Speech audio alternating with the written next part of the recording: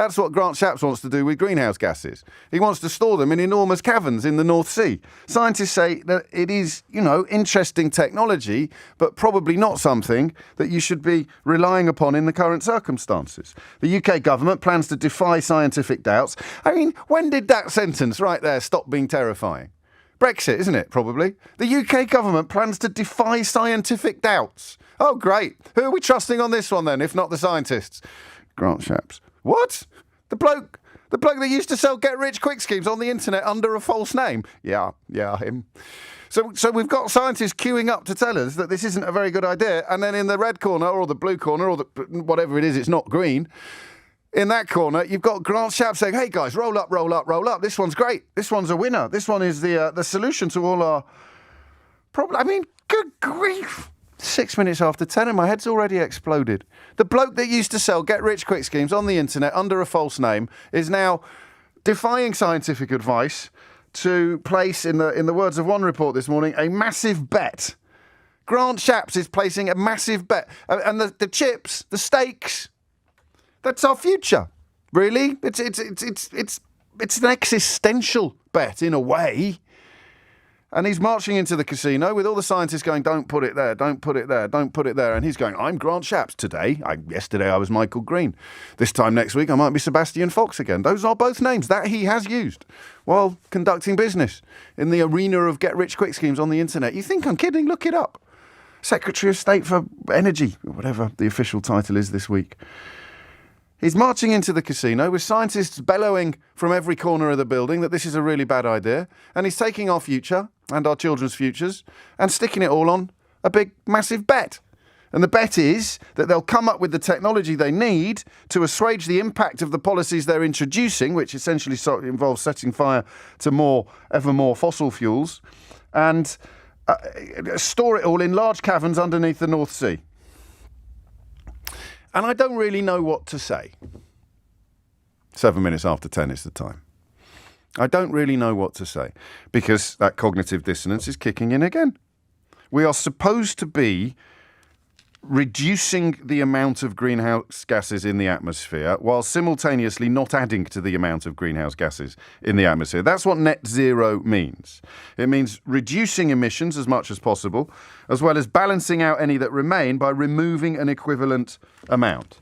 We seem, I think, as a country, to be abandoning that. It's been slightly turned into a culture war, all the usual people. In fact, would you believe that the opaquely funded think tank trying to start a moral panic about transgender children this morning is also in the business of sticking up for fossil fuels quite often? Again, you couldn't make this stuff up, but I'm not, obviously.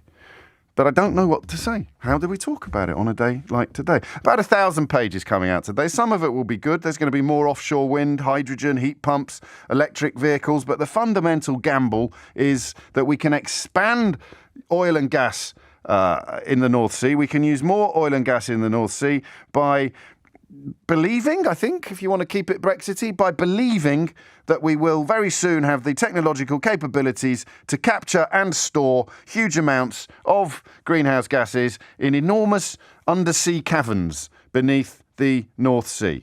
I am very keen, says Grant Shapps stroke Sebastian Fox stroke Michael Green. I am very keen that we fill those cavities with storing carbon. I think there are huge opportunities for us to do that. You'd have to hope so, but the scientists say, well, not yet. And probably not for that kind of thing. But here we are. Here we are. This is one of those subjects. I got a very poignant message this morning, a very poignant tweet this morning from someone who had been reminded of something I sometimes say on the programme about the subjects where you know absolutely nothing until you need to know everything. And I usually say it in the context of care homes, when you have a parent or even a partner who needs to find a place in a care home. And overnight, you need to move from knowing nothing to knowing everything. And there is a woman listening today who has found herself in precisely that position. So we send Miranda our love and our sympathy. But in many ways, the Network Zero story is a little bit like that as well. So is there any subject where we, I nearly said my listeners, gosh, that's so possessive, isn't it? Is there any subject where we are more divided in terms of knowledge than on this one? When you speak to people from, for example, Extinction Rebellion, you realise that they are motivated by visceral fear of what the future holds for all of us.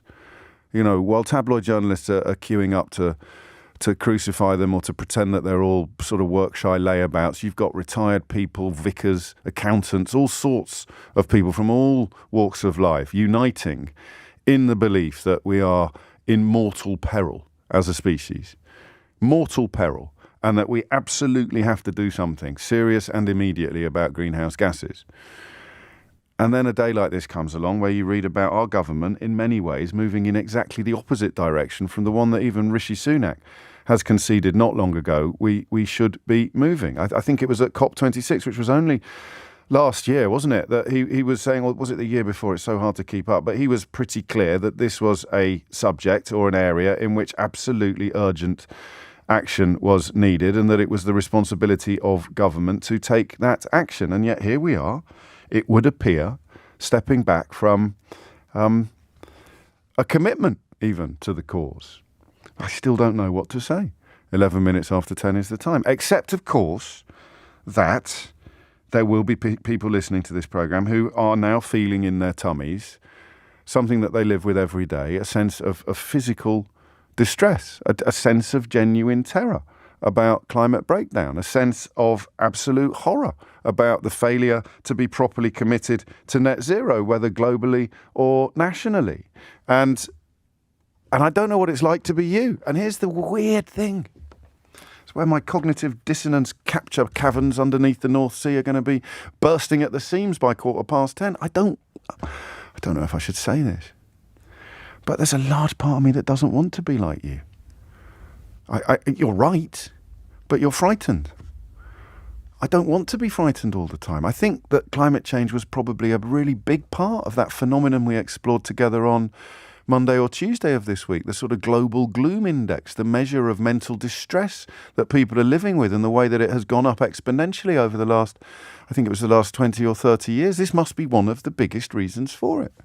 Young people live with a sense of sort of grim reality that people my age and older sometimes manage to keep in the background. We don't focus, because when you do focus on it, you probably give everything up and go and join Extinction Rebellion as well. Follow the money is the advice that's already coming in. Carbon capture will be a great way for already wealthy people to make even more money. You're probably right, but if it works, we should all be grateful. I don't mind who makes money out of green technology that works, or at least I don't yet. So there it is. The government, this is the headline, government defies experts with huge gamble on carbon capture. So in order to keep energy costs down, piling in again on North Sea gas and North Sea oil and promising that all of the negative side effects of that production process will be offset by enormous undersea caverns in which you'll be able to store carbon for about 250 years.